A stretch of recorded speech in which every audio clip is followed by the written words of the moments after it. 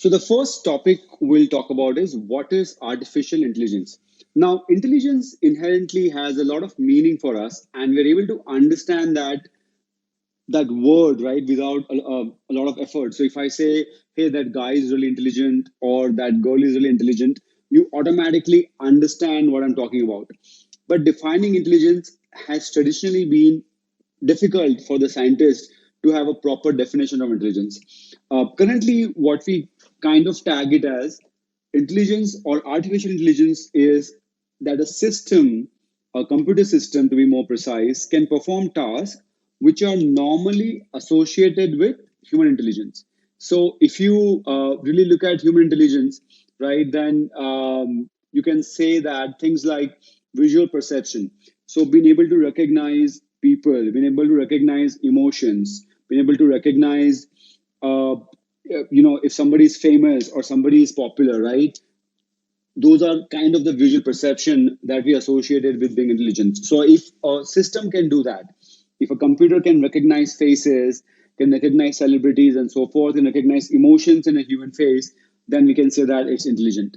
Similarly, speech recognition, being able to translate human language or human speech to text, to be able to get meaning from human speech, right? That's something as part of speech recognition.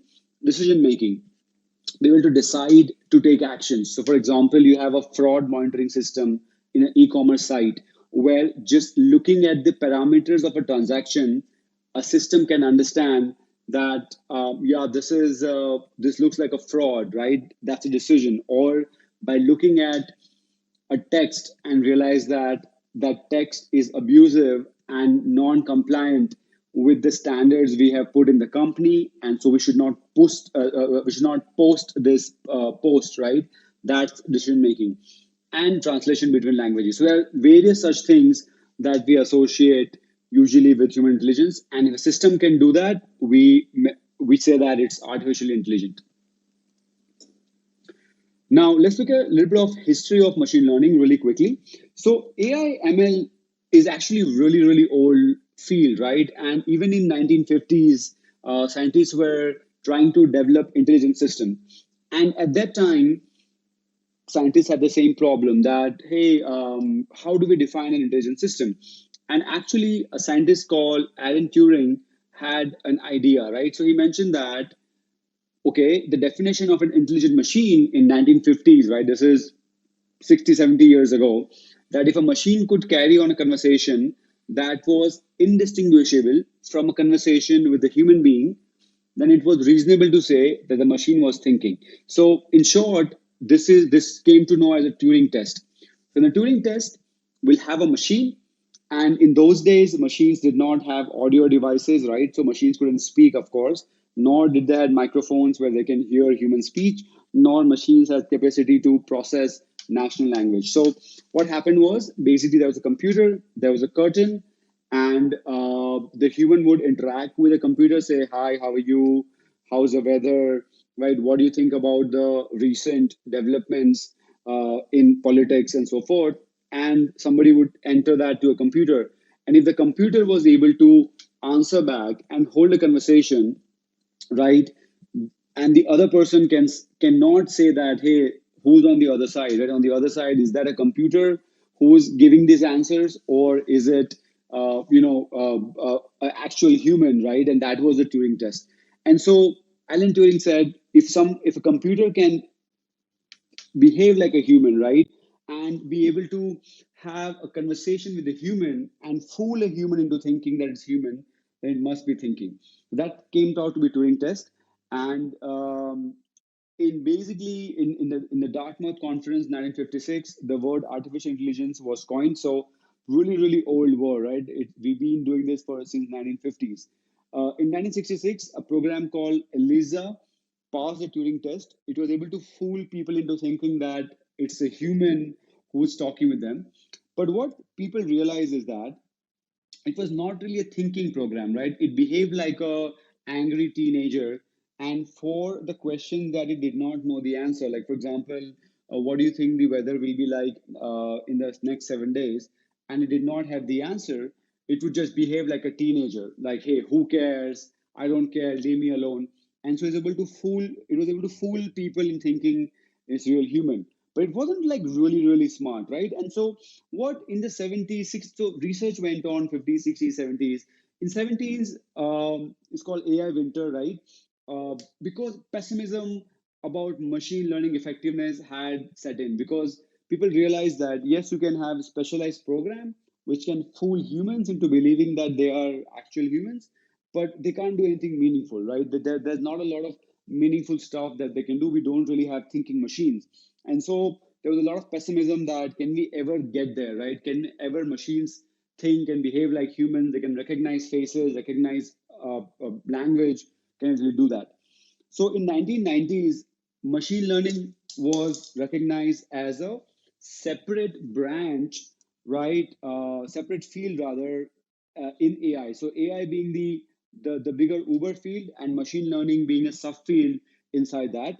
And that was kind of basically to do more data crunching, to be able to understand meaning from data. 997 was a monumental year because IBM's Deep Blue, you might remember this, beats the world champion at chess, right? So chess is something which historically we have thought of as very smart game, very intelligent game. And so a computer beating a grandmaster like a world champion was unheard of. That was kind of, that really revived the interest in the AIML.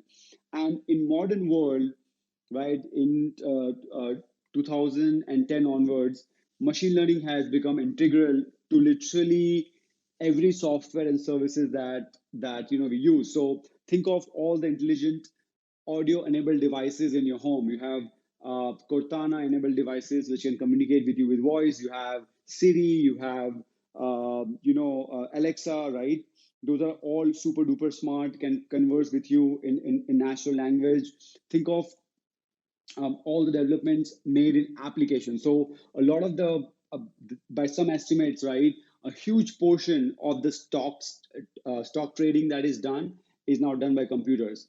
And there has been news every day that AIML systems are replacing humans in banking, in finance, in customer support, right, in varieties of things where it's actually kind of growing more and more powerful and this. And in terms of recognizing speech, recognizing faces, right, recognizing human emotions, translating languages, software have actually match humans. So there is human parity in terms of all these activities. Software can actually do better. Computers can do better than humans, or at least as good as humans in most of those things, right? So machine learning, self-driving cars, right? Cars which can drive automatically. So AI and ML have now become totally ingrained in everything that we do in our day-to-day life.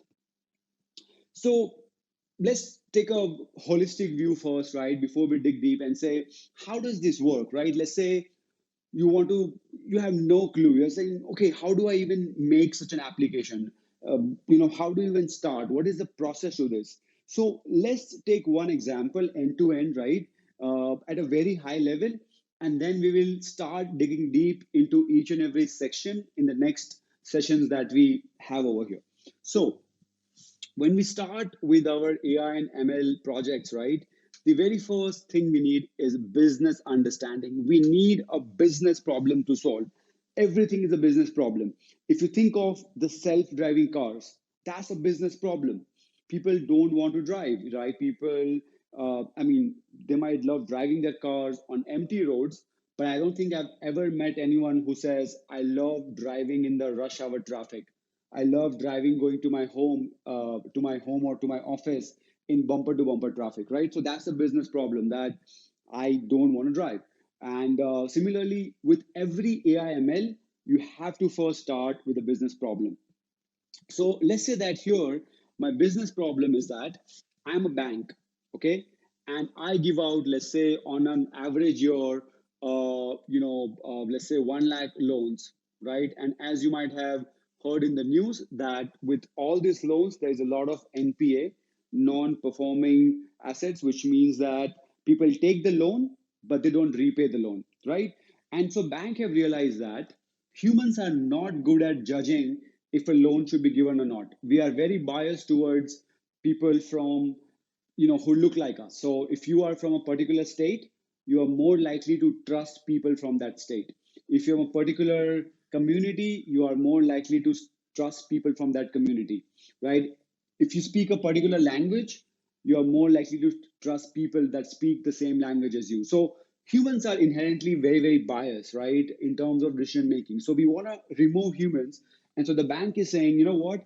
I want to automate the entire process of loan. Loan approvals will be done by an automated AI/ML systems. Now that's a business problem, right? We have understood the problem and now we are trying to solve it. So the very first task you have to do, and I like to say that there is nothing intelligent about artificial intelligence, right? It all derives from data. The data is what makes the system intelligent. So the very first task we have is to get data, right? So what we'll do is that, okay, you know what? We have to go ahead and make decisions on loans. Let's get the data of the past loans that the bank has made. Okay, so I'm going to go ahead and collect the past data of the loan that were provided, right? And in that, I'm going to kind of figure out that of all the people that loans were given, how many of them repaid and how many of them did not repay the loans. Now, this data set will enable my system to learn, my AI/ML system to learn from the past data and figure out the characteristics of the people that repay loans and the characteristics of people that do not repay loans. And unlike humans, I will not, the machine will not have a bias towards the community, the language, the area where they come from, and all of those things that humans are usually biased towards, right? So I collect my data, right? And there are varieties of data manipulation that I need to do. I need to clean the data, feature selection, feature extraction, all of these things, what we'll study as part of this course. Okay, then once I have the data, right, next step comes creating of a model. So model creation means that I select an algorithm, and again, we'll talk about algorithms. Today it's all about fundamentals, so we'll talk about algorithms. So you select an algorithm that you want to apply to the data.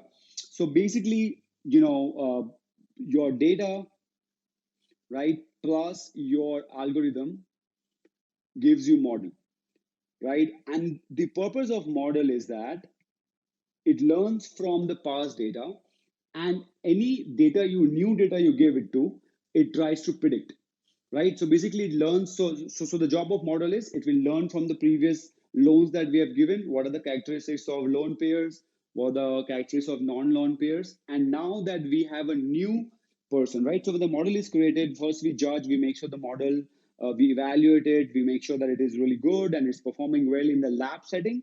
Then to use it in the field, for the bank to use it, I have to do something called as deployment. I have to deploy the model, right? When the model is deployed, it means the model is available now as a service, and I can call the model with the new data.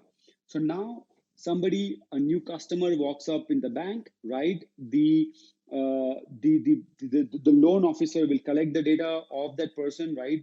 And then pass it on to the model, and model is supposed to give back a prediction, yes or no. The model will predict, yes, this person will repay the loan, so we should give a loan, or no, this person doesn't look likely to repay the loan, so let's not give a loan to that person, right? So that's something that we'll go ahead and kind of do with the deployment. And then as we get more and more data, we're going to go ahead and try pushing that data, back to kind of the data that we have, right? So more and more customers comes, it generates more data, it's pushed back to data acquisition. We create new models from the data, new models are deployed, and so forth and so forth. I think it will just go ahead and keep working along over here, right? So that's kind of like a high level kind of process for us to kind of create the model and to be able to deploy the model and utilize that.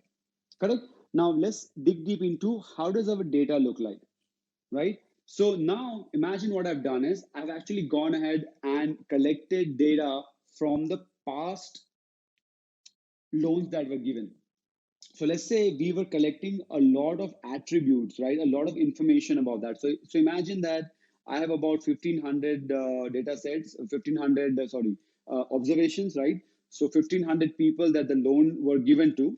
So this is the serial number from 1 to 1500. This is each loan given to individual. And I have some characteristics of the data. So this is called my data set. My data set means whatever data I have to do my data science. So here, what is the information I'm collecting from the user? So for example, I'm collecting the age of the loan applicant. What was their age? 25, 30, 32, and so forth. What was the gender of the applicant, whether they were male, female, and so forth, right? What was the marital status of the person, whether married or not? Zero means a single, one means married, right? Whether they had any children or not. So zero means they didn't have any children, and whatever if there was a number, it means that they had two children or one children and so forth, right? And then I'm putting a dot over here because that lot of other information was collected as well. So you can imagine that for something like this, we might have collected their education, whether they own a house or not, whether they have any pending loans or not, right? Whether they defaulted on the loans in the past, right? There maybe their credit score, right? Their score of how they're doing with the previous things, right? So all the things might be as well. And let's say the amount of loan that they took, right? And then this is the repaid or not, whether they repaid or not. So one means that they repaid, zero means they did not repay the loan, right? So all the zeros are all the defaulters. And I want to learn automatically to identify the people who are likely to be defaulters over here. So very important to understand that this is called the data set, right? Each and every one of this kind of entry, individual entry, is called as observation, right? So observation is basically each row in my data set. And in this case, each observation is a unique loan application that was processed and the loan were given to that individual, right? Okay. Now the whatever data we have collected from this, right? So for example, let's say we have age, gender, married, children, and so forth. These are called as attributes. Okay, so attributes of the data are basically columns of the data, the information about the data we have. So in this case, because we're trying to judge whether to give a loan or not, this is the information about the loan applicant, right? So these are called as attributes. Now, so from age to amount are attributes, right? But repaid is a very special kind of attribute because this is what we are trying to predict. Whether somebody will repay the loan or not is something we're trying to predict. So that is called as a target attribute, right? So target attribute means that this is the one which we're trying to predict in this particular data science use case, which is also called as a label. So this is called a labeled data set because I have a label for each and every loan applicant, whether they repaid or not, right? So my data is labeled, correct? So for example, let's say some other kinds of data set I might have, let's say I might have x-rays of chest of people, and let's say some of them have TB, some of them don't have TB, right? So if I had just one image folder and that contained both the the people with TB, the X-rays with TB, and the X-ray without TB, then my data set is called unlabeled because it's all jumbled. I don't know which one has TB, which one has not TB, right? But for example, if I had two different folders, one folder called X-rays with TB, another folder called, let's say,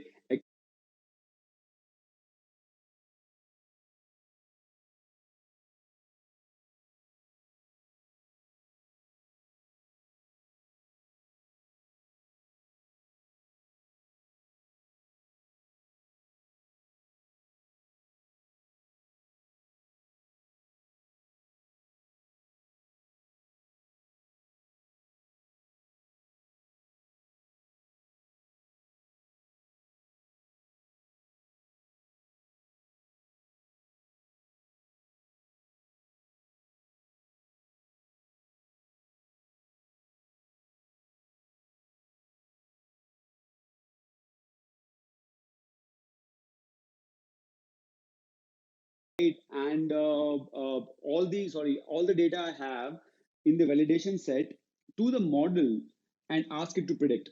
And because I already know the answer, right, it's like a test of the model to see if it will do a good job or not, right? Similarly, there might be a test set as well, and test set is sometimes handpicked. So this could be something where the bank manager says, you know what, um, I don't trust you guys. What if you manipulate and learn something? You are telling me the system is great, but it might not be great. So the bank manager might have handpicked, let's say, 10 to 15 cases where the bank have made a mistake, right? And it might give that as a test set. Once we have done everything, right? We say, okay, the model is ready. We have done the training, we've done the validation, we're getting great results. Then it might go to the bank manager who might use the test set, right? Which could be hand selected, hand picked, or could be some percentage of my actual data set. And we see how well the algorithm is doing, right? That's kind of like the natural flow of this. So as we kind of have learned that we have a training data set, right? We select an algorithm, right? And that gives me the model.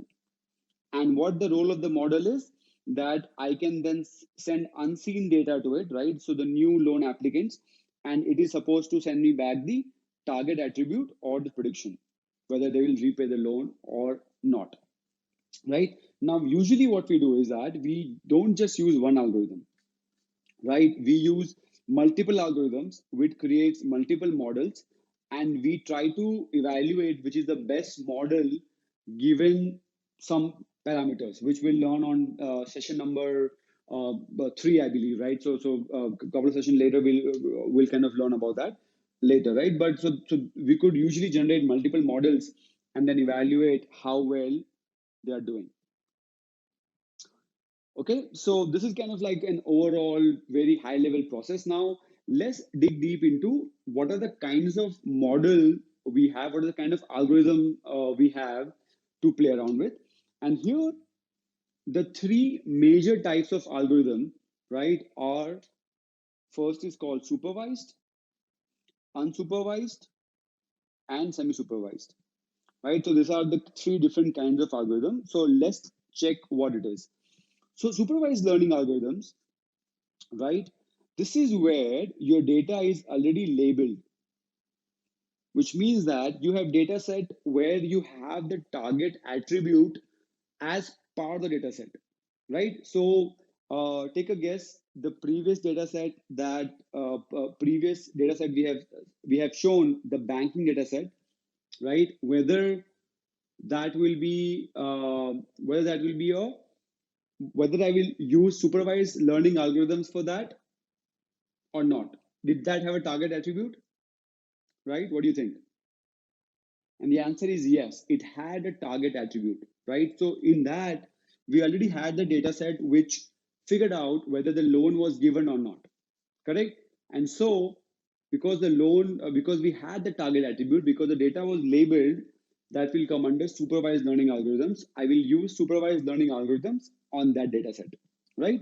So this is used to predict target attribute and label, need data set with target attribute values or label values, right? Uh, and then supervised learning models can be further grouped into classifications and regression models.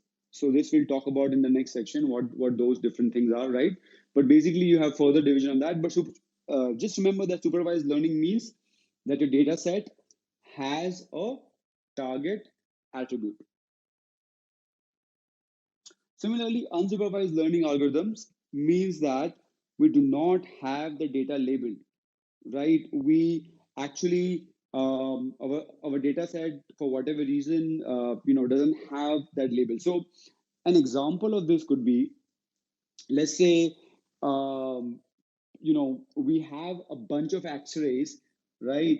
So we have X-rays from, let's say, 5,000 people, okay, and we suspect that some of them will have TB, but we don't know which one has TB because they have not gone through anything. So what we are trying to do is that we're trying to basically find an algorithm that can check if one X-ray is looking very different from the others, or some X-rays are looking different from the others, because our presumption will be majority of the people won't have TB. right? So maybe by analyzing all the X-rays, and even though the data is not labeled, right? We don't really have um, we don't really know which one has TB or not, but just by analyzing which ones look similar and which one looks different, we'll be able to predict that which one has TB. And that's what, in a crux, what unsupervised learning algorithms are. So here does not have data sets with target attribute values, right? Does not have data sets with labels in it. Used to find the pattern among input data sets. So basically, because our data is not labeled, what we do is we try to find pattern among it, right? Similarly, for example, let's say um, you are Flipkart or some of the e-commerce site like Flipkart, right? You're trying to figure out, let's say there's a new iPhone coming in, iPhone 12, let's say, right? And you want to figure out who is likely to buy the iPhone 12. Now, because iPhone 12 has not really been launched yet and isn't available, we don't really know who's going to buy it. Correct. So it's kind of like, so that's why we don't have a label data. We don't have data saying, okay, this people bought it, this people didn't buy it, and try to do. So basically that comes under unsupervised learning, right? Maybe we try to figure out the characteristics of people who are supposed to buy it, and then try to go ahead and cluster them into likely to buy and not likely to buy. So here there are two different kinds of algorithm, further association and clustering, right? Again, we'll talk a little bit about that in the next sections.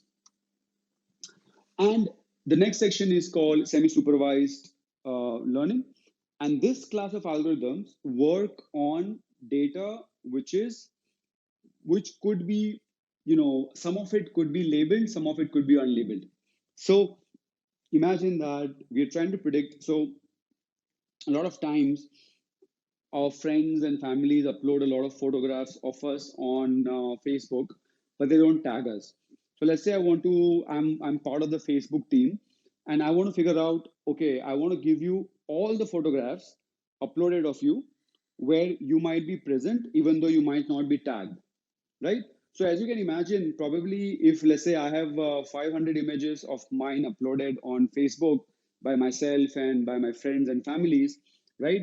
Only out of 500, let's say I only have 50 images which are tagged, right? The rest 450 are not tagged. So this is called semi-supervised learning, where the the entire data set, only some of it is labeled, some of it is not labeled, right? Okay, so now let's look at the algorithms. Let's look at the exact algorithms, as part of uh, this thing. And let's dig deep into each and every algorithm that we have over here. So, actually, there are thousands and tens of thousands of algorithms in AI and ML, and each algorithm would have hundred to thousands of variation inside it. So, really, the scope of this sessions, right? We can't really talk about everything, but my aim is to talk about some fundamental algorithms that are used a lot. So you get some idea of how the algorithm works. And maybe you can, if you want to continue in this space, you can go ahead and further kind of do your own research and your own learning to learn about more and more kinds of algorithms.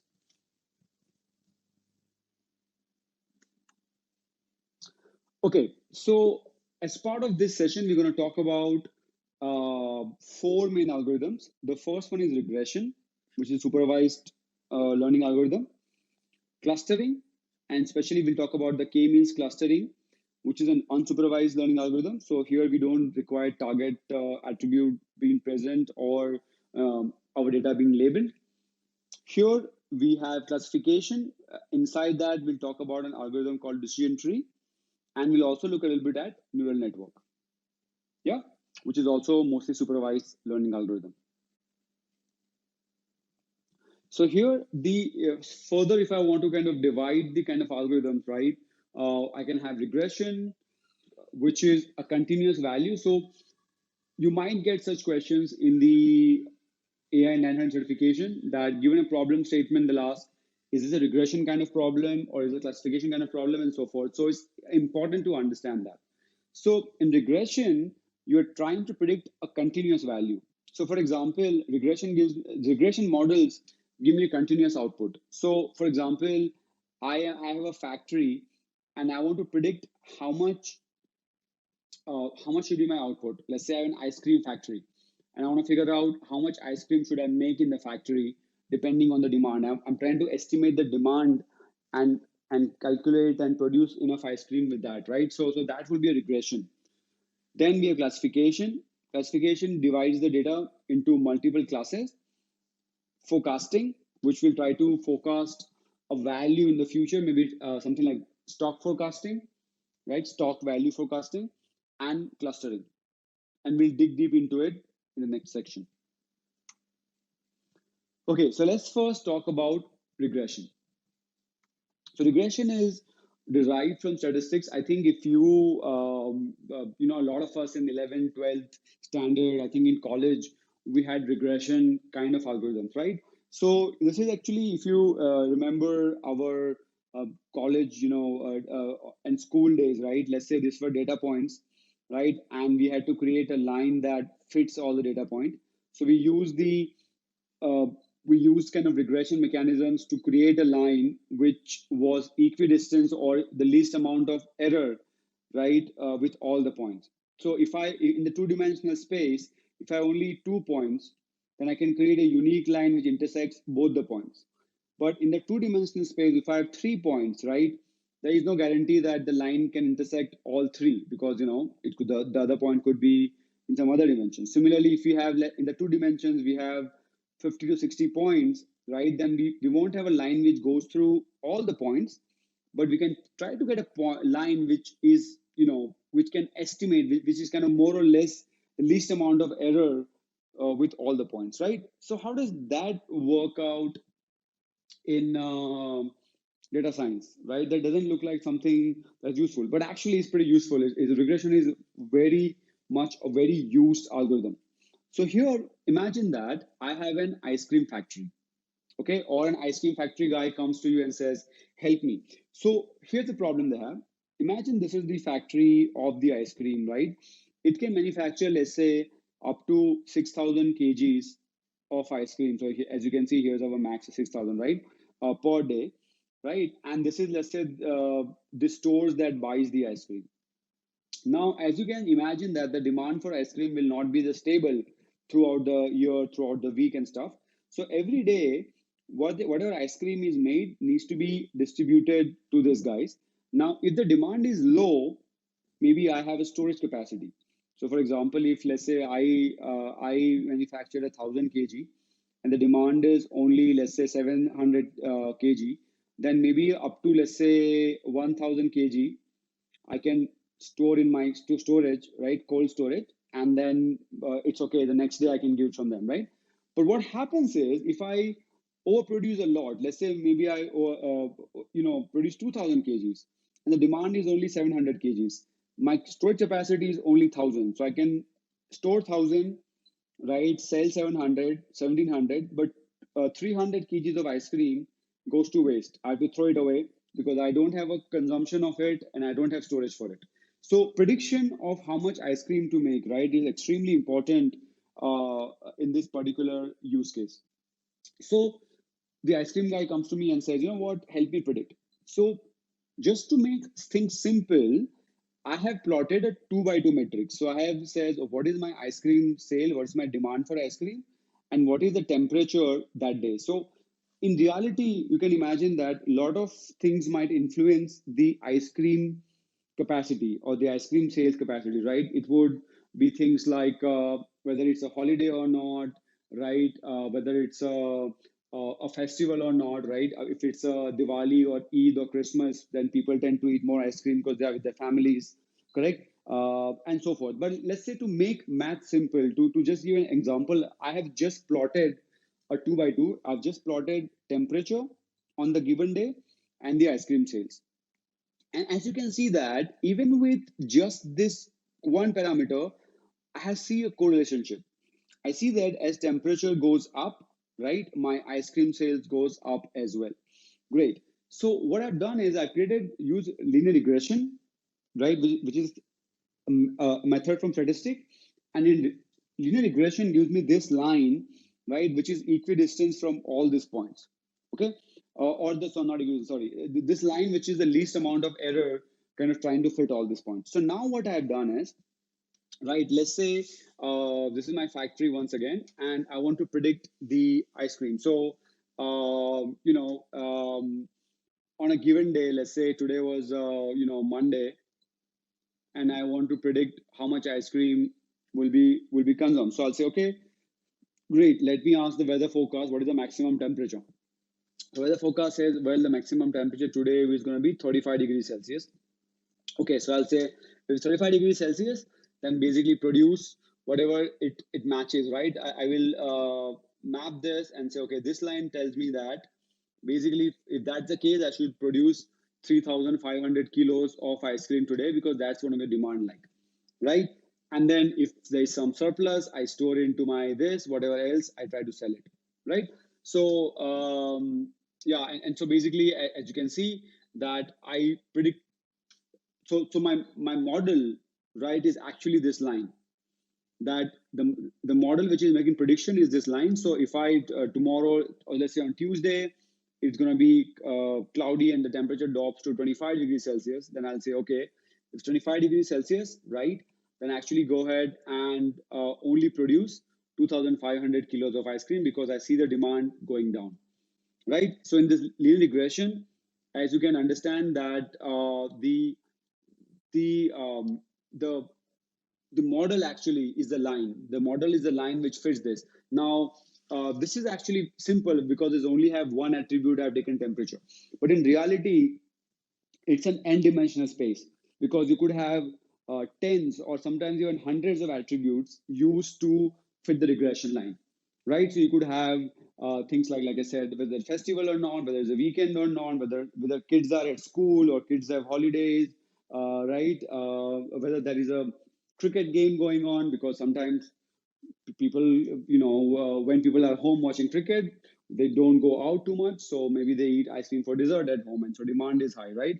And so things like that, like I could have multiple, so it's an n-dimensional problem where I create a line and try to predict that thing, right? So this is called regression, and there are multiple kinds of hundreds of kinds of regression. I have shown a simple regression just so that it's easy for you to understand what's the regression model look like. So basically, essentially, when you give this data points to the model, right? The model is generated, it will give you prediction. And as you can understand that, the model essentially in the two-dimensional space, a line which will predict the ice cream demand for us.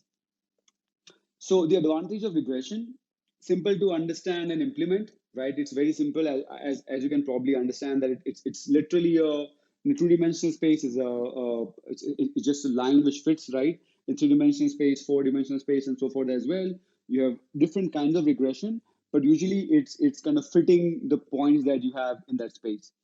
Based on mathematics, so easy to explain, easy to understand, much lower training time. So training time means the time it takes to create a model. And as you can understand, here model creation is literally finding that line which can take few seconds in a two-dimensional or few milliseconds in a two-dimensional space. Even if it's 100, 200, three-dimensional space, maybe it takes a few minutes, but it's not going to take days like some of the other algorithms. So much faster training time. Continuous value prediction. So the advantage of regression is that it predicts a continuous value. So it is not giving me, so for example, it's giving me the exact amount of ice cream, right, that I should produce, whether it's 2,500 kilos, 2,600 kilos, 5,600 kilos, whatever that number may be, it gives me the exact amount of things I need to produce. So that's regressions, regression gives you continuous values. And in examination, if you have questions like that which kind of algorithm will you use? Remember, if the values are continuous, right, then it's regression. Okay. So if we take the banking problem that we saw before, whether the loan should be given or not, is there a regression problem? Think about it for a second, right? So it's not a regression problem because it's not a continuous value. It's just zero and one. Zero means don't give a loan, one means give a loan, right? But for example, if I change that problem and said, okay, if the loan has to be given, what is the loan amount? What is the maximum loan amount should I give to that person, right? Now that's the regression problem, because there I'm giving a continuous value. It's not just 0 and 1. It's like, okay, 10,000, 15,000, 80,000, 70, whatever that number is, right? So that's then a regression problem.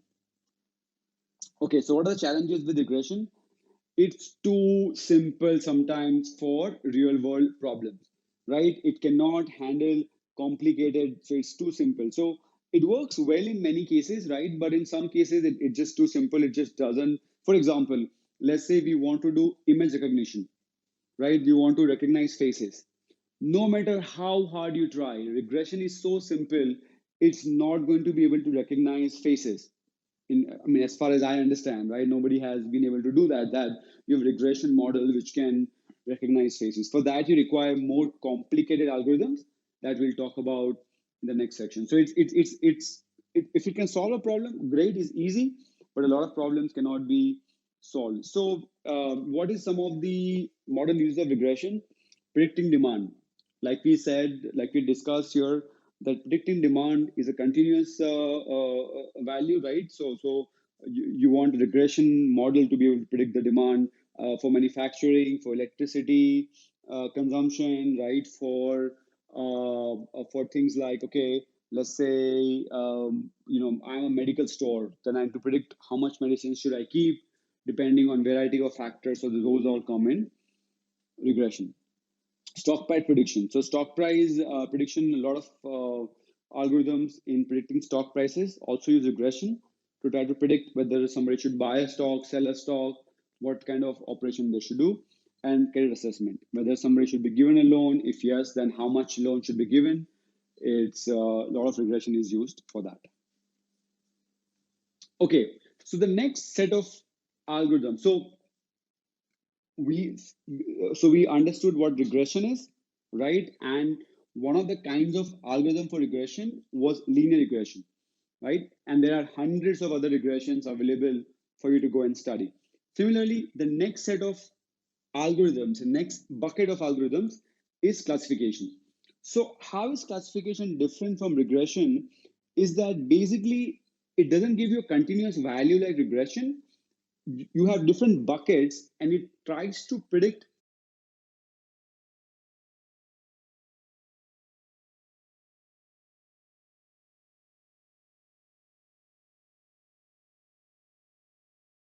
customers. So I have one coupon which gives you, let's say,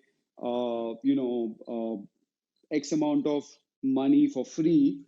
The other coupon gives you, okay, if you buy X, then you get Y free, right? Which one is better? I want to figure out. So that's two class classification. And similarly, you can have multi-class classification. Here you have more than two categories.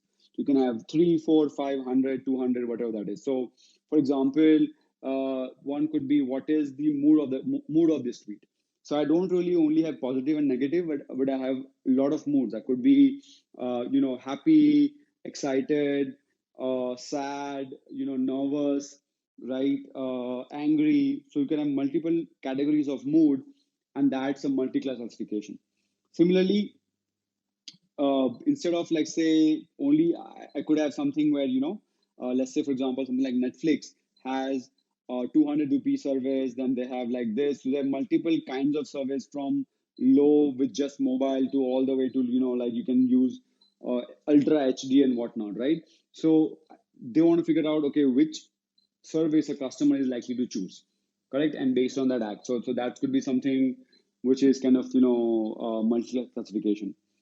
Which of the several promotions draw more customers, right? So you have some promotions, so but there are several, not two but several one of them, and you want to figure out which one will draw more customers. So those are usually called the classification problems, where you don't have continuous value, but you could have numerous values and you're trying to predict kind of what bucket the person that what bucket will your input go to, right? So then you can predict the bucket in which the response will fall. So, it could be, let's say, to give a loan or not to give a loan. I have two buckets, two class classification. Or, for example, it could be I have a student, right? So whether they will fail, get third class, second class, first class, or distinction. So I have five different buckets where I can try to analyze a student based on their past behavior, right? So those are called classification problems. So here, a very popular algorithm is called decision tree. So decision tree algorithm is heavily used, right?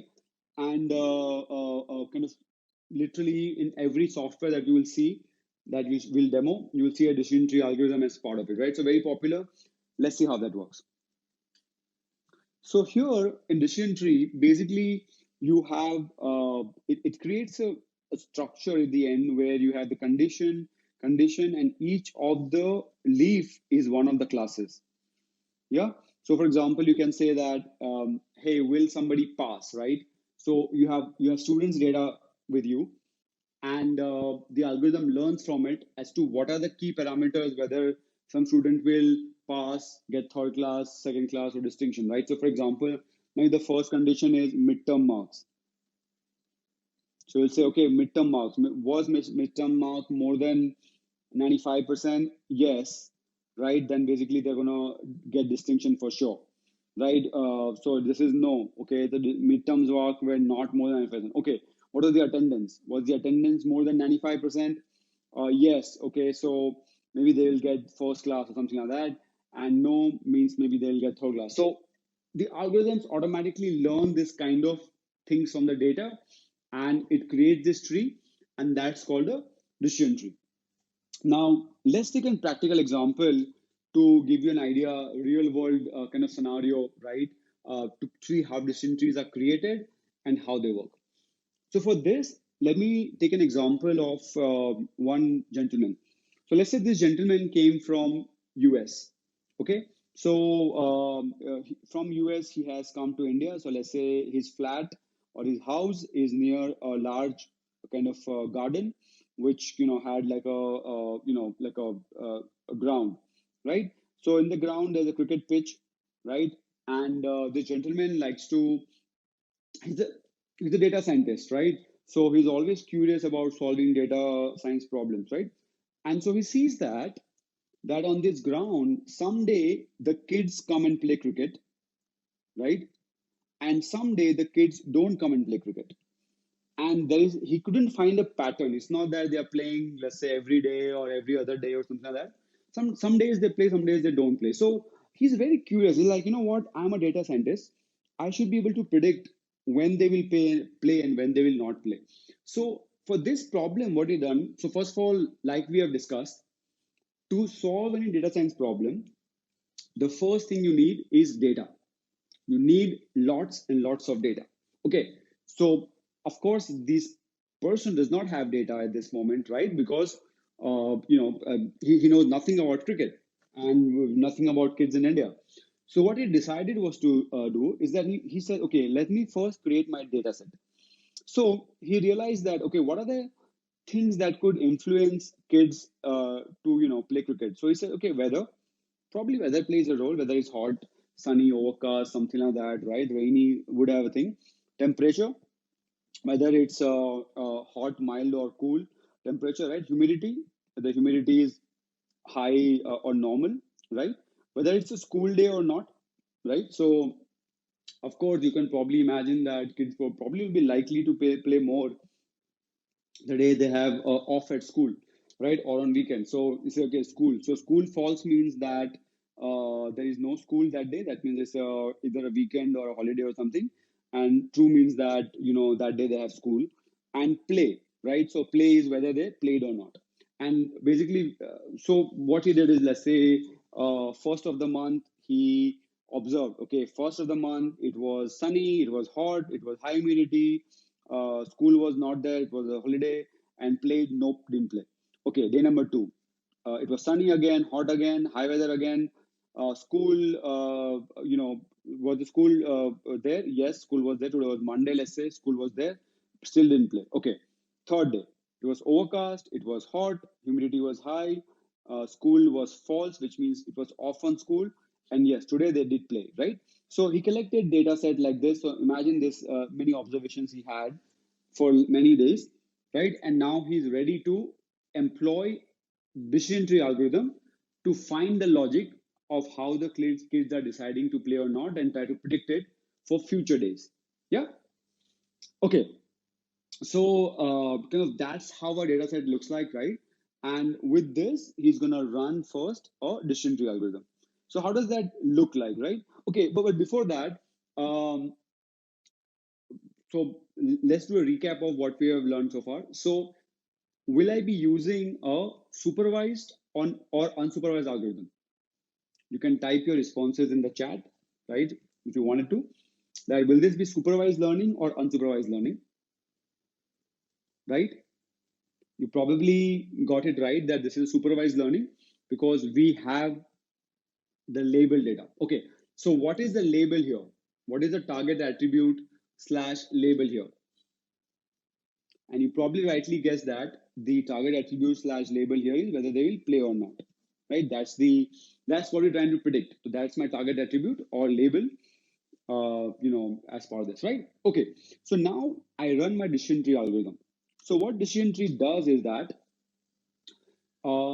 it basically goes ahead and checks, right, all the different parameters and what influence it has, right, on my target attribute. So what it'll do is that every node will become one of the attributes, right, and the leaf nodes will become the values of the attribute and whether how it influences the target attribute. Okay, so for example, you can see that here one of the attributes is weather. The weather had three values: sunny, overcast, and rainy. Okay, and for sunny, I had 2 times that the kid played and 3 times that the kid did not play. For overcast, I had 4 observations, and for all 4 times the kid played cricket. And for rainy, I had 3 times yes and 2 times no. So if you look at this, if you look at weather, for example, right, you can see that for the weather sunny, right? So this is sunny, sunny, sunny, sunny, right? You can see that 2 times they didn't play, 3 times they didn't play, and 2 times they played, right? So that's what you can see here, that 2 times yes and 3 times no. Similarly, if I look at temperature, right, you can see that for hot, 2 yes, 2 no, mild, uh, 4 yes, 2 no, and cool, 3 yes, 1 no. So here, after this, there is an algorithm called as information gain algorithm, which is run on the decision tree, right? And we actually try to figure out which attribute is most likely to predict the outcome, right? Which attribute is most likely to predict the target attribute, right? And now the exact algorithm for information gain or exact formula, I will not kind of discuss that. It's kind of outside the scope of this, right? But you can go ahead and kind of, search Wikipedia it, and you will find it. There's some really good book as well that kind of tells you about this, right? Um, so there's one book called Artificial Intelligence: A Modern Approach, which has very good information about this information gain algorithm as well, right? So you can kind of check it out. But here, as is probably easy for you to understand that weather has more impact on kids playing, because you can see when there is overcast, they certainly play all the time. Whereas temperature has less of an impact, because whether it's hot, mild, or cold, they sometimes play or don't play. So it doesn't have a direct impact on the kids. Weather has. So that's why weather will become, and you'll do it for all the attributes. So here we have 1, 2, 3, and 4 attributes to play with. So you'll do it with weather, temperature, humidity, and school, right? And you will see, and you will find the one with the most information gain, which is the most likely to predict the outcome. So in this case, it's weather will have better information gain compared to temperature, because it's able to predict one for sure with the value overcast. Yeah. So then weather becomes my root node because it's the most information gain. And then I try to figure out, so if the weather is overcast, kids will play. My answer is yes. But I still don't know the answer whether it's sunny or rainy, the kids will play or not. So for that, what I do is I actually go ahead and further analyze this by checking other attributes. So, for example, if the weather is sunny, let's see what happens. So, weather is sunny, I can check the remaining attributes. So, for example, I can check the temperature, right? Or I can check the humidity or the school and so forth, right? And what I find is that if weather is sunny, if temperature is hot, two no's, mild, one no, one yes, cool, one yes. Whether humidity is high, three no's, and normal, two yes. So as you can see that humidity is a better predictor of whether kids will play cricket or not. Given that weather is sunny, humidity has a very high impact, right? Which is also probably easy for you to understand that in sunny weather and high humidity, you don't want to play.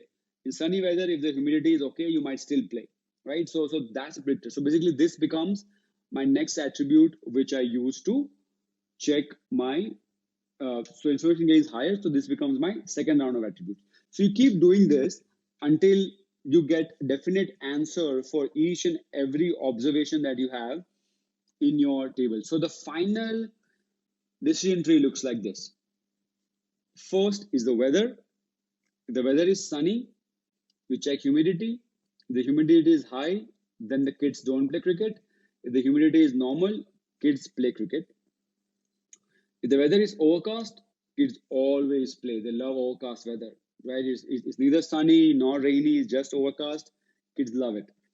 If the if it's rainy, right, then basically they look at the school day, whether it's off or not. So if the school day is false, which is that there is no school, then they play. But the school day is true, then they don't play, right? Probably you can imagine. So the idea is that this is not something which I uh, figured out automatically, right? It's not something that I have to use my logic.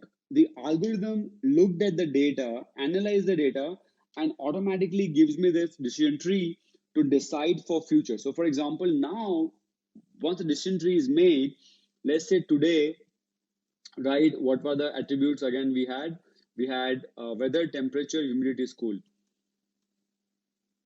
right? So weather, temperature, humidity, and school. So for example, let's say today the weather is sunny, right? Temperature is, let's say, high, uh, right? Humidity is, let's say, high, and school day is, let's say, false, right? Then I just have to give this data to the decision tree. So the first thing we'll check is weather. Okay, so weather is sunny.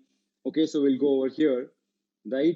Okay, then humidity. Humidity is also high.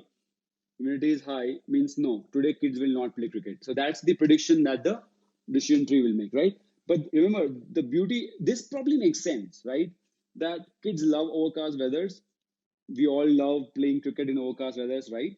But if it's sunny, then the humidity is high. I don't play. So humidity is normal and sunny. I still play.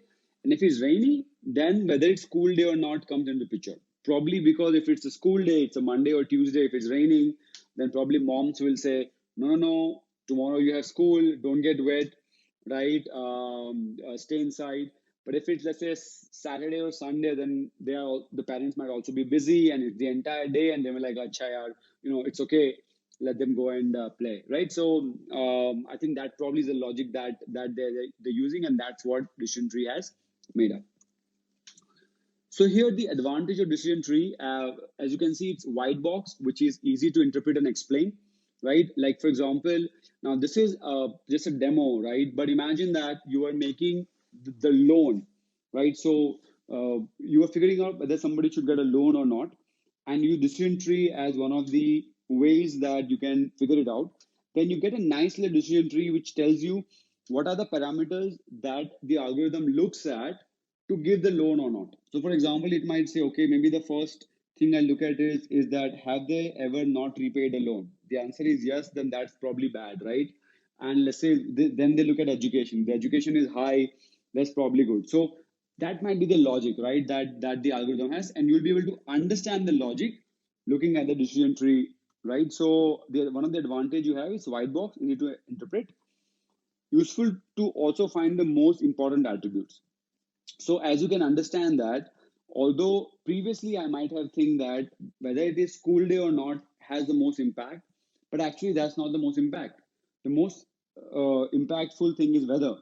That the kids just love overcast, whether it's school day, not school day. If it's overcast, they're going to play for sure, right? So I know that weather is probably the most important criteria here in the decision. So that's what it finds the most important attributes for you as well.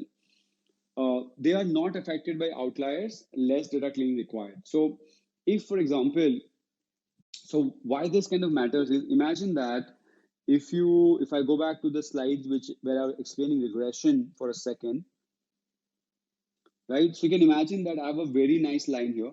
But let's say one of the days my temperature was, let's say, 30 degrees, and my consumption was, let's say, 3,100. But instead of 3,100, the guy made a mistake and input 31,000. So you can imagine 31,000 will be somewhere way higher, in this graph.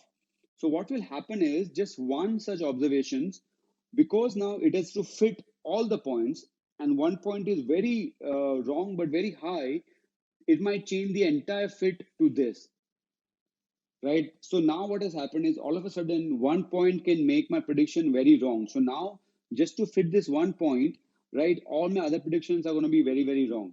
So you have to really clean the data in regression, otherwise you will get really bad results. That doesn't happen in decision tree. In decision tree, the way the algorithm works, right, it's going to go ahead and ignore data points which are outliers. So you don't have to worry too much about outliers. Once created, it can provide fast classification. So it's really fast, it's easy to generate, train, as well as to do that. Challenges. It works better with discrete values compared to continuous value attributes. So as you can imagine that if I had to give information gain, right, and if I go back to the thing over here, you can imagine that here, because I have discrete value, whether it is sunny, overcast, or rainy, and temperature is hot, mild, and cool, I have nice little, three sections. But what if temperature was actually a continuous value?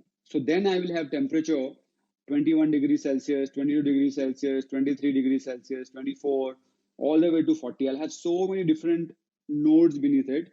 And then for most of them, I'll only have one entry.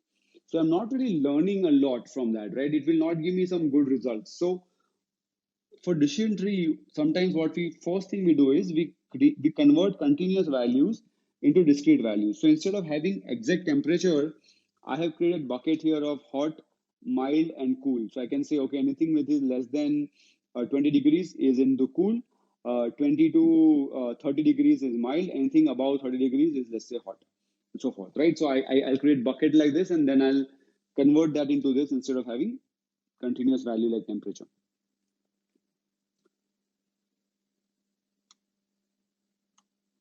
Okay, requires a lot of prior data. So decision tree algorithm, right? If you require substantial amount of data for it, usually you require a lot of data to make good predictions to get a good predicting decision tree. Limited to one output without probability. So now one of the things sometimes, right, what we want is that we also want a continuous value. For example, it is just telling me at the end of decision tree, if I look at my tree, it is just telling me whether the kids will play cricket or not, right? But doesn't give me probability that, hey, the kids will play with 30% probability, 50% probability, or so forth. So that's not something that I want. I want some probability as well, right? Because now imagine that, let's say, weather. The weather says you're trying to predict the weather and trying to figure out if the weather will be rainy, sunny, this is. So, you'd love to have something where it can give you the probability that it is going to rain, the probability of 30% chance or 40% chance. So if it's 40% chance, you have something urgent, you might still go out. But if you say rain probability 95%, then you're certainly not going out without your umbrella or some protection, right? Unless it's absolutely, absolutely required. So probability helps, but you can't get probability in this entry, and not greater regression. So it's classification algorithm. It has to have discrete buckets. It cannot give you continuous value. Like, for example, the previous case study we took, right? That I have a factory and I want to predict the ice cream. This can't do that, right? It can't actually predict how much ice cream to produce, because it can only predict discrete values, not a continuous value, right? So not data regression. The modern use of decision trees, astronomy, so filtering noise from the Hubble Space Telescope. It's decision trees are used to filter. So you know that Hubble Space Telescope uses they capture lights from millions of light years away. So it's really far, right? So you can imagine that the lights are it's so minute, it's so dim that even a small little fluctuation in hardware or something in atmosphere, right, can really affect it. So it has. So if we want to get some meaningful data, we have to clean the errors, and decision tree is used for that. It's used for financial analysis as well, asserting the attractiveness of stocks, whether some stocks are whether I should sell a stock, buy a stock, hold on a stock. Power systems, so used for power usage predictions as well, to figure out whether the power plant should keep pumping or reduce the capacity. And molecular biology, so analyzing amino acid sequences, right? So that is used for DNA analysis and so forth. So decision trees are used a lot in that as well. Okay, so the next one is clustering. So clustering is a unsupervised learning algorithm. So here it's not required to have our data be labeled, right? We can even run this on unlabeled data. So let's check out clustering. So basically, let me actually go ahead and give a particular kind of use case here, right? So imagine that I'm an e-commerce company and I have varieties of users, and I want to, let's say, give I want to understand my users better, because I have a lot of deals, I have a lot of promotions, I have a lot of emails I send out, right? And I don't want to send out all the emails to everyone. I want to better understand my users and see what groups and what categories I can divide my users into, and then analyze what can I send to that particular category, right? So you can imagine that here, this is age and average amount of purchase in USD, right? So you can imagine that a typical e-commerce customer, there are a lot of attributes the e-commerce would have collected, right? Which is their age, their gender, what city they live in, right? Whether it's a metro, a tier one, tier two, tier three city, right? And so forth and so forth. But let's say, to make math simple, to really understand this well, I have just taken two of the attributes. So one of the attribute is age, and the other one is average purchase amount for that person. Okay.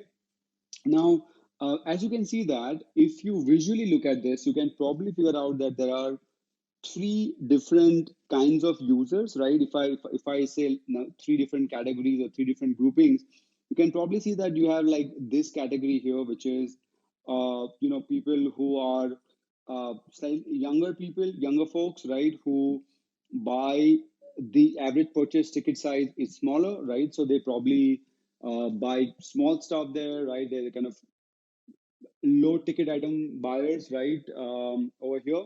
Then you have this other category, which is, let's say, more or less middle aged, right? Who buy a lot, right? And their average ticket size, average purchase amount is also higher. So this could be the guys who keep buying groceries and monthly groceries and monthly kids supply, like kid diaper and kids baby food and all of that, right? Or some of the other things regularly from the e-commerce site, right? And you can see that they all have this third category as well, which is people as they kind of age, maybe they, because they live with their sons or daughters, right? They probably don't do a lot of purchases, right? They also buy. Their average purchase size goes down because they're probably buying small stuff, small gifts for their grandkids or for their sons and daughters and so forth, right? So the average ticket size is less. So you can see that visually we can see three different categories, and we can figure out that, okay, we can probably have different deals for this. Now, because it's only two dimensions, it's very easy to plot it, manually do it and say, okay, three categories, let's figure out these people and let's have different offers for them. But in reality, because I have hundreds of attributes, right? The tier one, tier two, tier three, the city, the gender, right? The kind of job, the education, this, that, kind of so many segmentation that I have, right? That you probably you can't visually do it, that because humans are good at two dimensions, maximum three dimensions. As soon as the dimension increases from three to four, it exponentially becomes harder for human to interpret by their, just by their head, or by just looking at it. And if it five or six or seven, it kind of just becomes impossible for humans to visually kind of do the segmentation, right? But machines are machines, they can do it automatically as well. So let's figure out how does the k-means clustering automatically cluster. So this is before we started, right? They're all green because they're all, we don't know how the clustering is. And here we have to input the value of the cluster. So let's say, and there are other methods as well where you can automatically decide this as well. But to just for this purpose, let's say I have given the value three, that I want three segments, right? So in the first pass of k-means, it's going to randomly choose 3 points of all the points given, right? And make them as means. So let's say this is my mean one, mean two, and let's say mean three. Okay. Now, each and every point, we calculate the distance of each and every point from each and every mean, and whichever it is closest to, we tag that point, right, to that mean. So, for example, you can imagine this is mean, all the orange ones are closest to mean one, so they are mean one.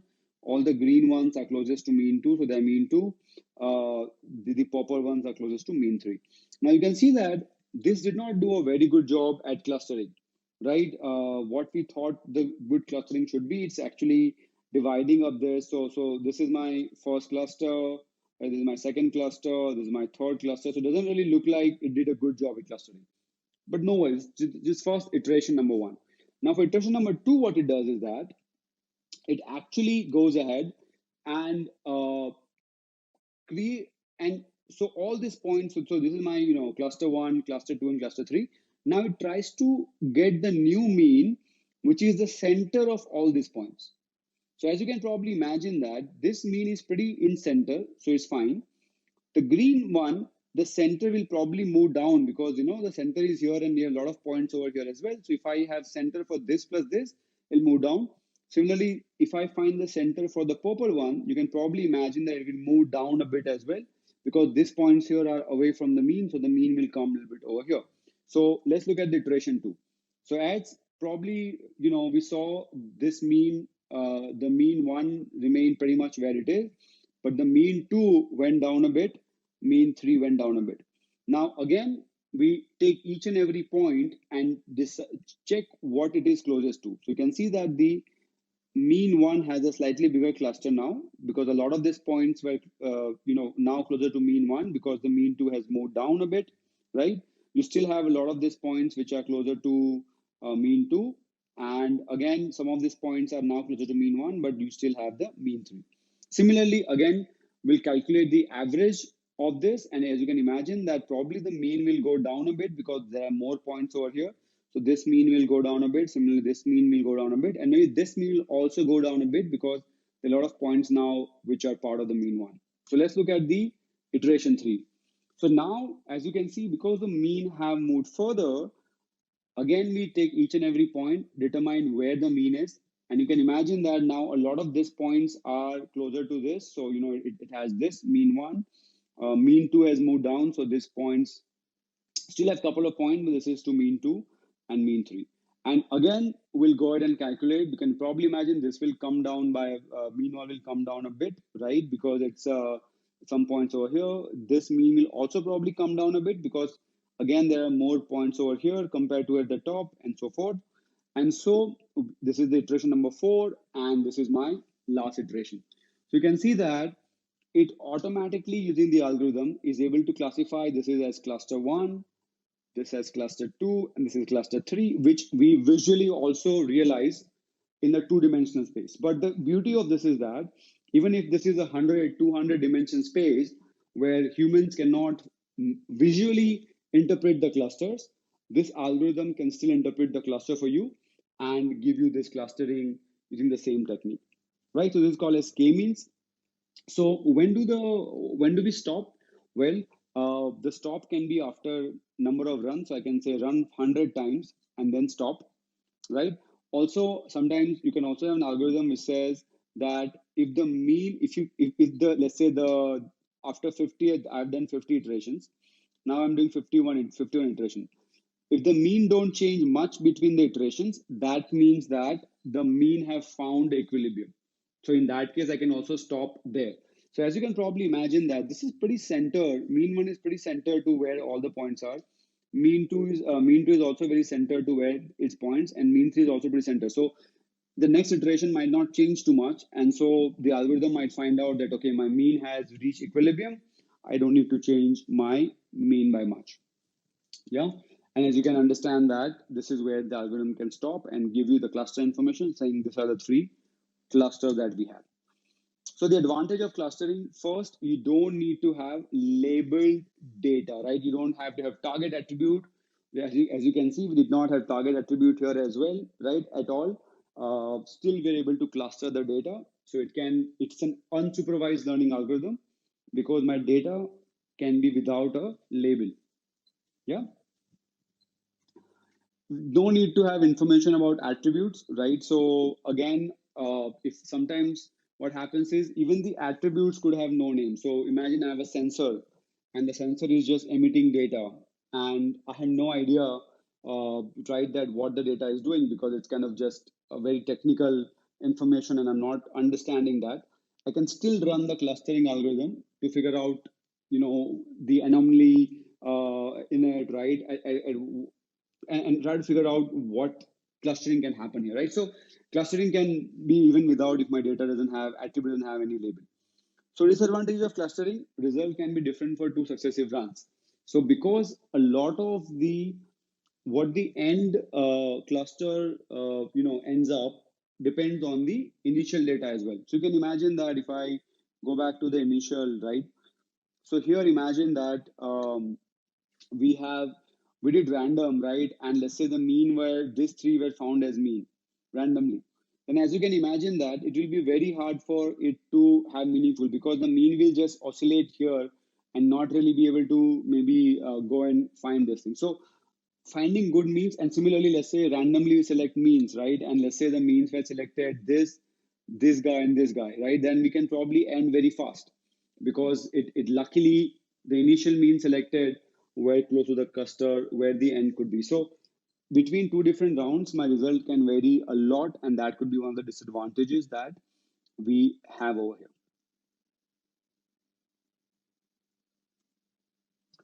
right? So it can be different. Hard to find good means. So again, finding good means is usually random, but there are some algorithms as well which has been developed to actually find better means instead of just random, but it can be hard. Need to specify number of clusters. So remember, it's called k-means because k signifies the number. So here we had given k is equal to 3. I want 3 clusters. But a lot of times people might want that, can you find it automatically? Not sure, right? So that's something which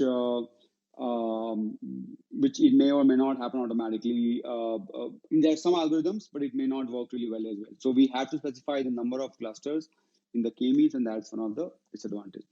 Okay, and the usefulness of some modern uses of k-means, right? So used a lot in e-commerce segmenting users. So like the use case we discussed that based on figuring out that I have these users based on purchase history and what kind of products they purchase and what categories of products they purchase. I want to segment my users, and that's done using the kind of k-means clustering, right? Credit segmentation loan applicant. So let's say I have loan the same loan thing that we have mentioned, right? And let's say I have no prior data. So imagine I'm a new bank. I have just started, so I'm not given the loans right so far, but I still want so I don't have historic data, but I still want to use machine learning to figure out the good guys who will repay the loans compared to the guys who cannot repay the loan. So in that case, what I can do is I can have all the loan applicants, right? Try to cluster them. So it will cluster, let's say create two clusters. So hopefully it will segregate them into two clusters, the pairs versus non-pair, then you can look at those clusters and identify the guys who with good attributes and the guys with bad attributes, and maybe you can give loans to the one with good attributes and not to the ones with bad attributes. So even though I don't have the data, prior data, I can still run some algorithms. Supermarkets use it a lot to give coupons to customers, right? And also for document classification. Let's say I'm a news guy and I want to quickly analyze news, and I have different categories. The news could be of sports. The news could be of you know of celebrity, of politics, of economics, and so forth. So I want to segment my news stories, right? And that clustering also is used for that. All right. So the next set of algorithm we'll learn is neural network. Now, neural network are used a lot in the modern applications, right? And you will shortly know why. So imagine we have learned regression, we have learned decision tree, we have learned clustering. But imagine we want to recognize faces, right? So imagine, like, if you know nowadays, a lot of modern um, social media sites can recognize your face. As soon as you upload your photo, it says, hey, do you want to tag yourself, or do you want to tag this and this friend? So it's able to recognize who you're uploading in an image. Now, let's say we want to do something like that. As you can probably imagine, algorithms like regression or decision tree, right? They're not really going to be super helpful because they lack the ability to kind of capture things which are part of an image, right? They're good with data, which is loan data, or like data on stocks or things like that. But when it comes to what humans are good at, recognizing images, recognizing voices, right? They don't do a really good job.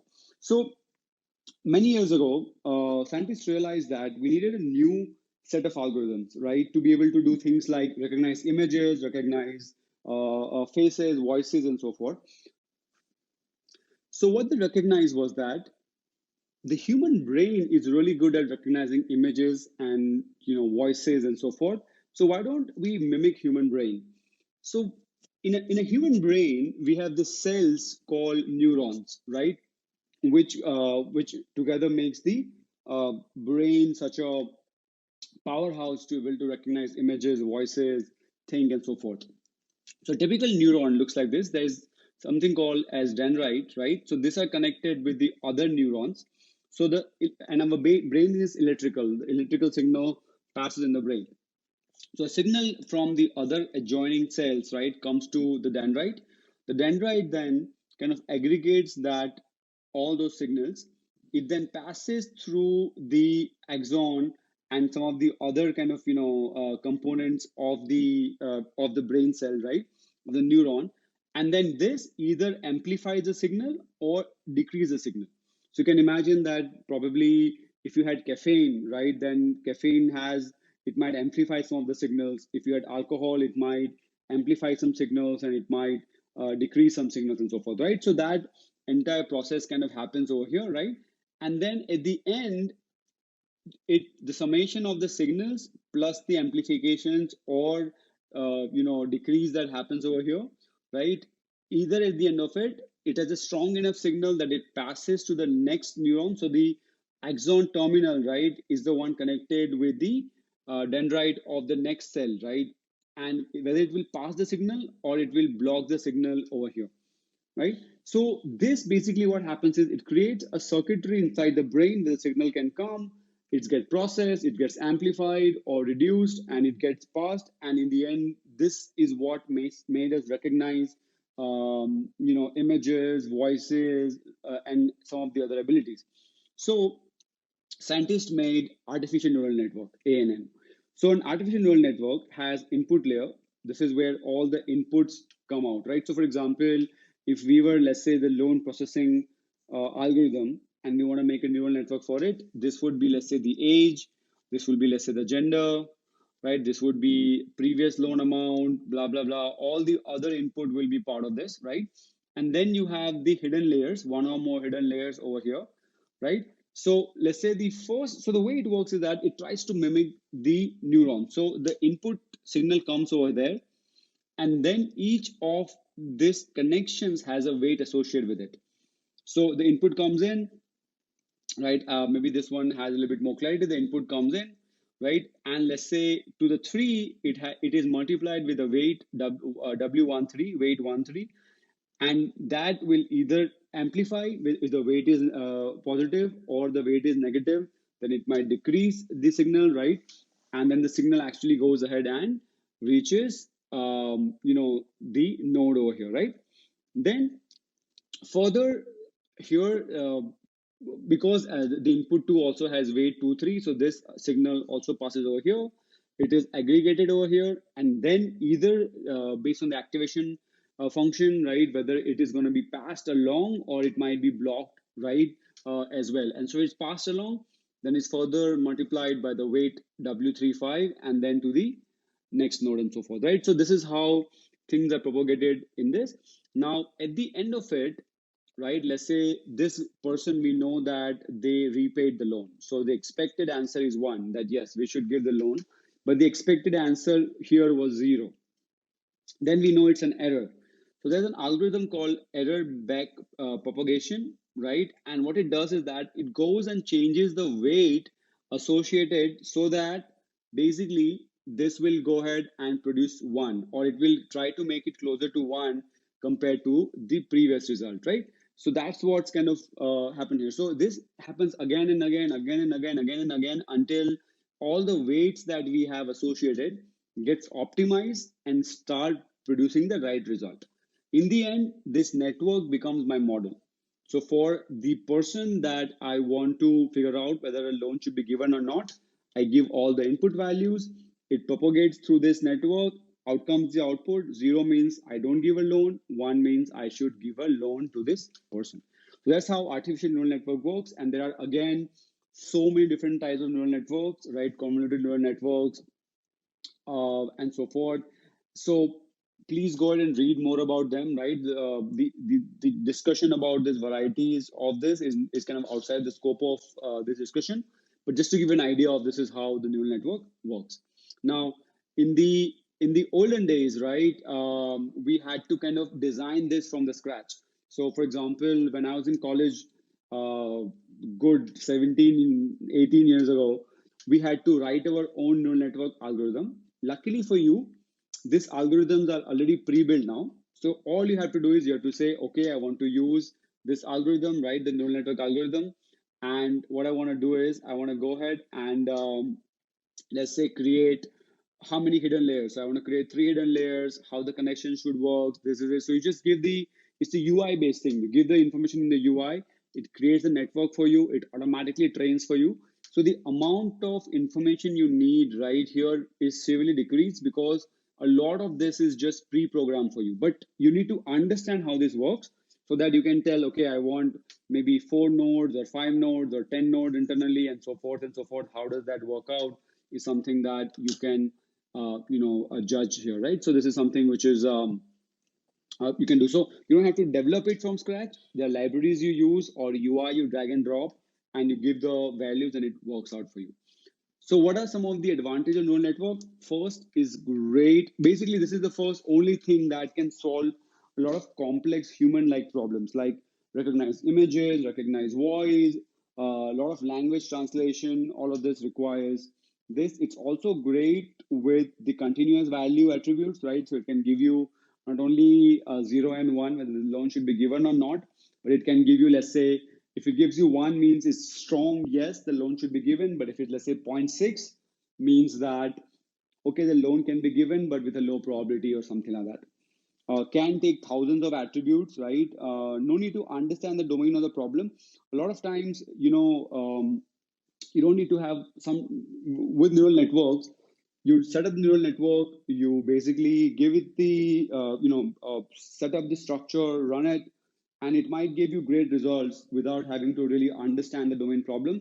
But it can sometimes come back to bite you if that doesn't, if some issue comes in the future and you don't understand the domain well, then it could be a problem. So understand the domain really well, but just in case if you're in a hurry, you can also give results without understanding the domain very well.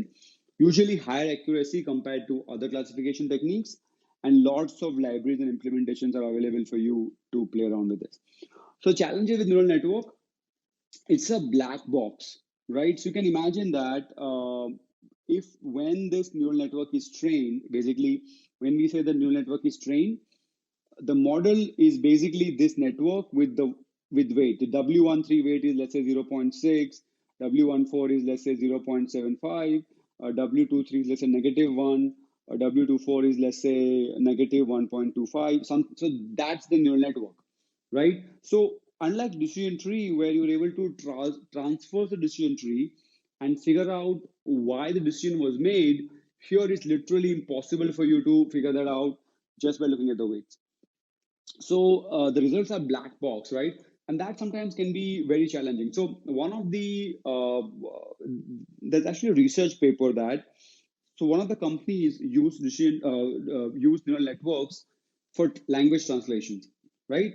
So they got good accuracy, right? So for example, let's say you want to translate from so they might have an engine which translates from let's say Hindi to English, English to Hindi, right?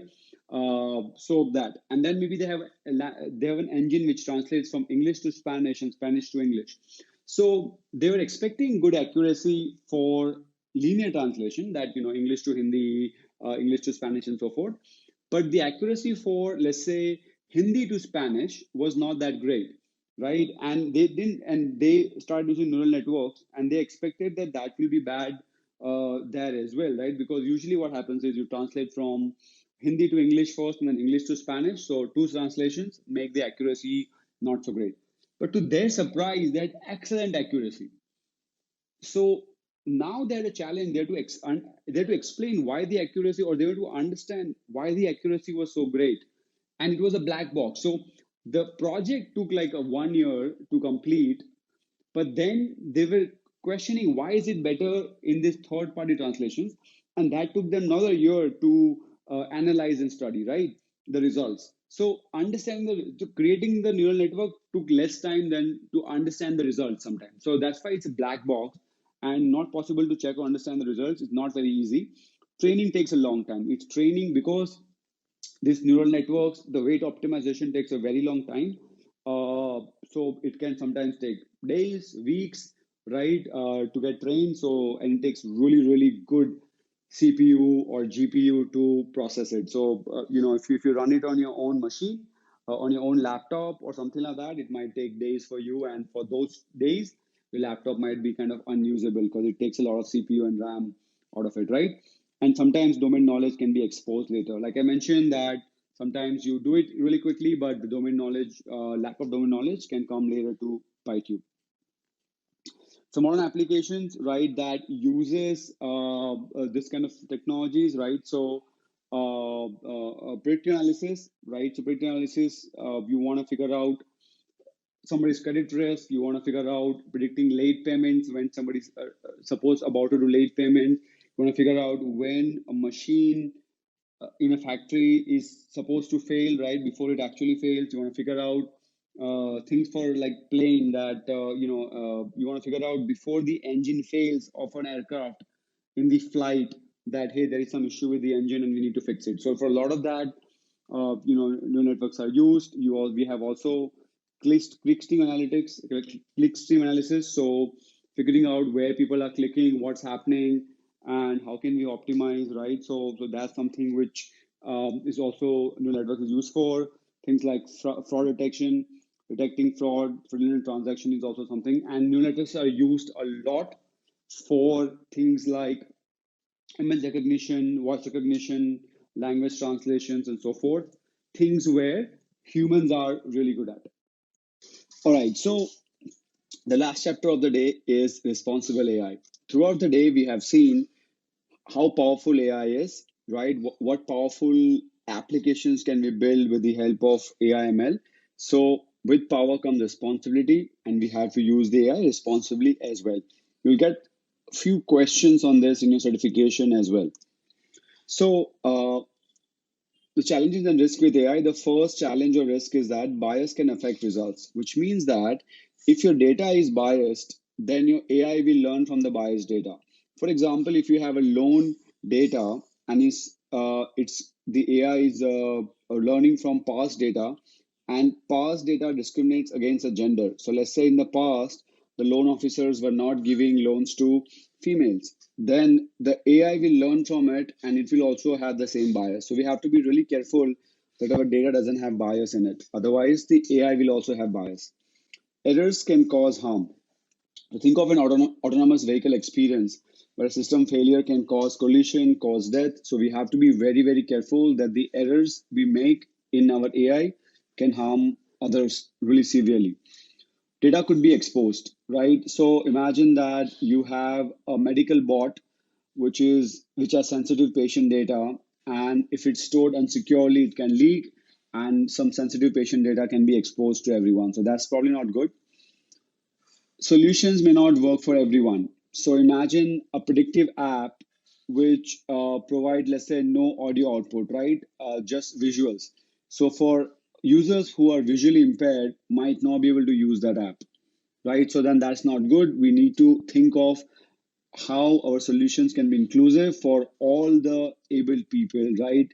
Whether they are hearing impaired or whether there's any other impairment, they can still go ahead and use our solutions. Users must trust a complex system. So, for example, things like banking, finance, financial investment, and so forth, right? Or something like, let's say, autonomous vehicle. We are putting a lot of trust in that it will keep us safe. So, they must trust a complex system. So we have to understand that and make user comfortable with it and be responsible for that. So, do our best job. And who's liable for an AI driven decision? So, for example, an innocent person is convicted because facial recognition gives you wrong results, then who's responsible? Is it the person who convicted them? Is it the guy who wrote the algorithm? Right? I mean, that's kind of a very tricky moral challenge. So the principles of responsible AI that we need to make sure that our AI solutions will have is fairness. It should be fair to all the gender, all the race, all the nationalities, and so forth. Reliability and safety, right? We have to make sure that our systems are reliable and safe. Think of autonomous driving cars, right? It has to be reliable and safe. We have to think about privacy and security. So make sure that the data which is used by the systems and data which is generated by the systems are kept in the most secure way that you possibly can.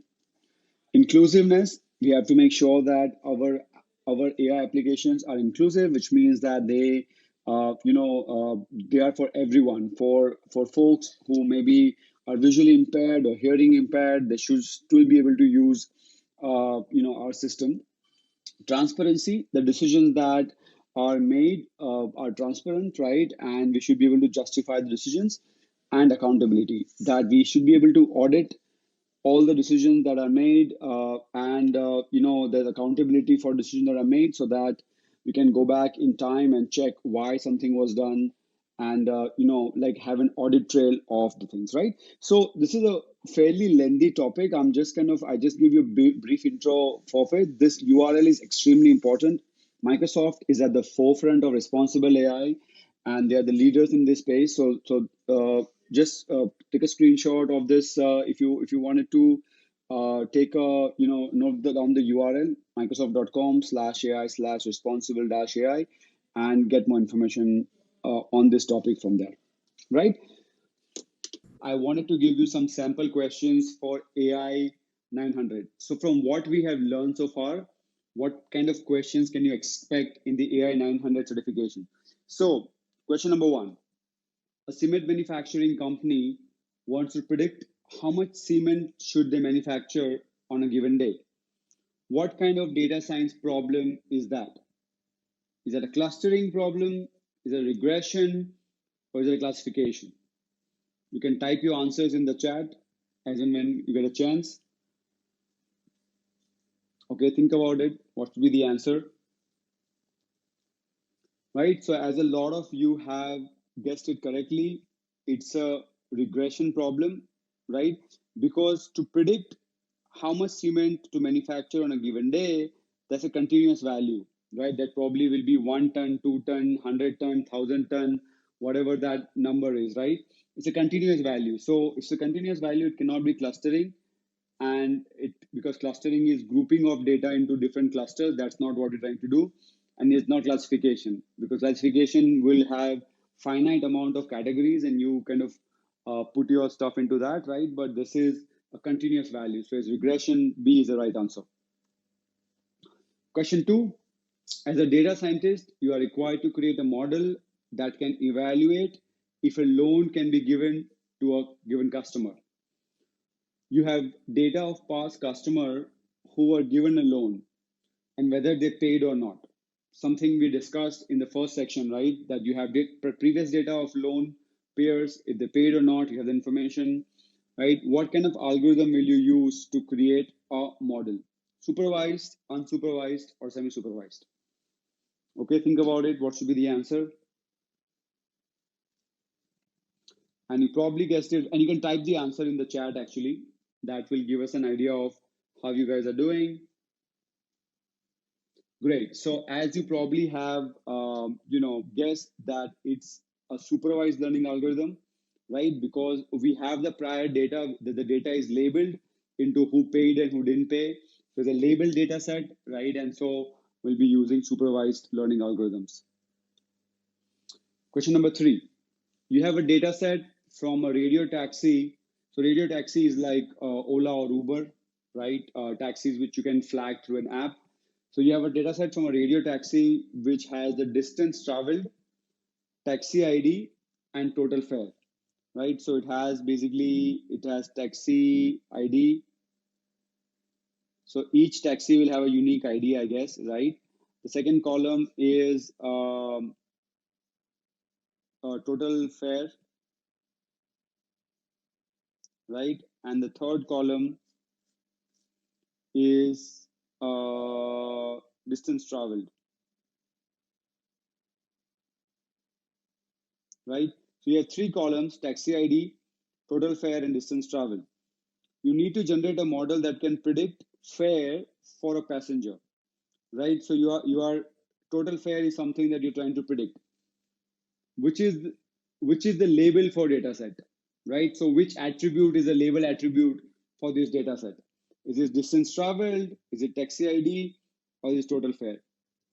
So as you can see that we are trying to predict total fare, right? So total, if we are trying to predict that, then that becomes my label, right, of the data set, because that's what I'm trying to predict. So basically, in this scenario, so this is the actual fare, it's target attribute or label, whichever you want to call it, right? So if for any question like that, so that will be a right answer. So basically, total fare C is the right answer because that's the label of the data set. All right, so that's the end of module 1, right? Let's quickly revise the things we have learned.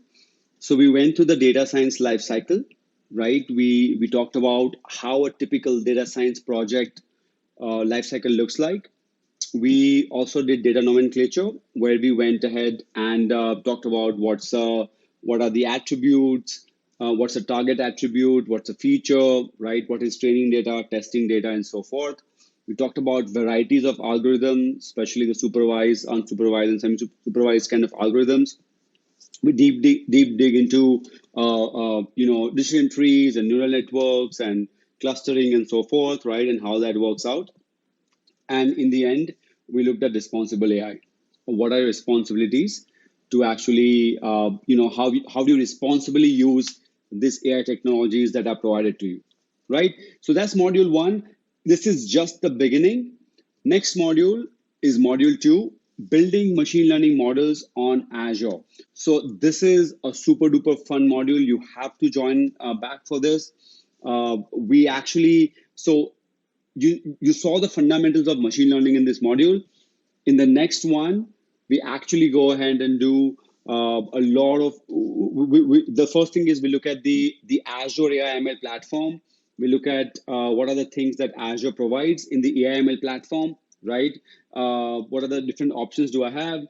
We look at a couple of really interesting services. The first is the Azure Machine Learning Service, right? Which is a full end-to-end service where you can have your data, you can do the pre-processing, you can do model creation and model deployment. The entire life cycle can be just in this one service, which is the Azure Machine Learning service, right? So really great service. We'll also look at some of the one more service called Azure Machine Learning Studio, right? Classic. So that's something which is also there for you. And in the studio, you actually can just drag and drop your machine learning algorithms and connect your data to your algorithm. And it's really good for people who are not good at coding, right? So that's really good at for those people. So stay tuned for that for the visual designer and the Azure Machine Learning service, right? Then you will see something called automated ML, automated machine learning. That's a brilliant feature in the Azure Machine Learning service where everything that we have learned and what we learn in module 2, you can see that you can fully automate it, right?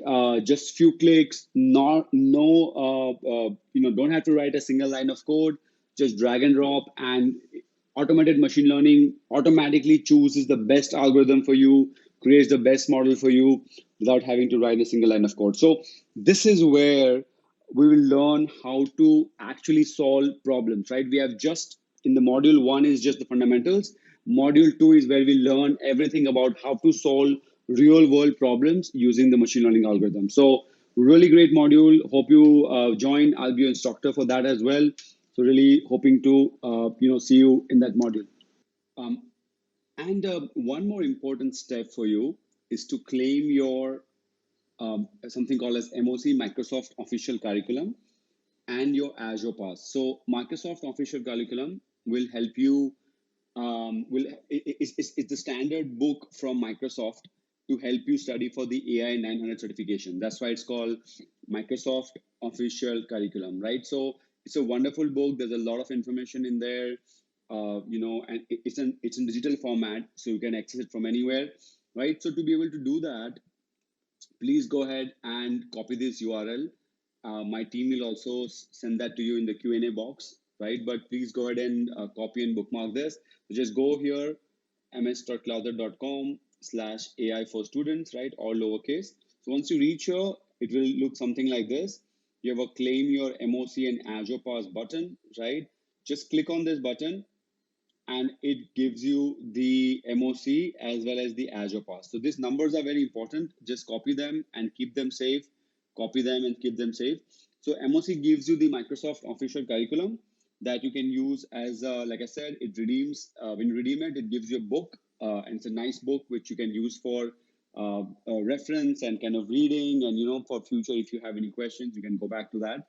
Here's the redemption guide. So if you just click on this. So save this very carefully. Go to the redemption guide, and you can see that here you have the user guide, FAQ, and everything. And so it tells you everything how to register and log in and how to add a book to your bookshelf, right? So there's something that you can quickly go ahead and do that. And you also have the Azure Pass. So you can get the Azure Pass and you can click on the redemption guide as well, and you can go ahead and check what the redemption process is for uh, getting your Azure Pass done. So the Azure Pass allows you to have $100 of Azure credits for 100 or $50, one of the two, for free without putting any credit card or anything like that, right? So this really helps you in doing all the labs that we are doing.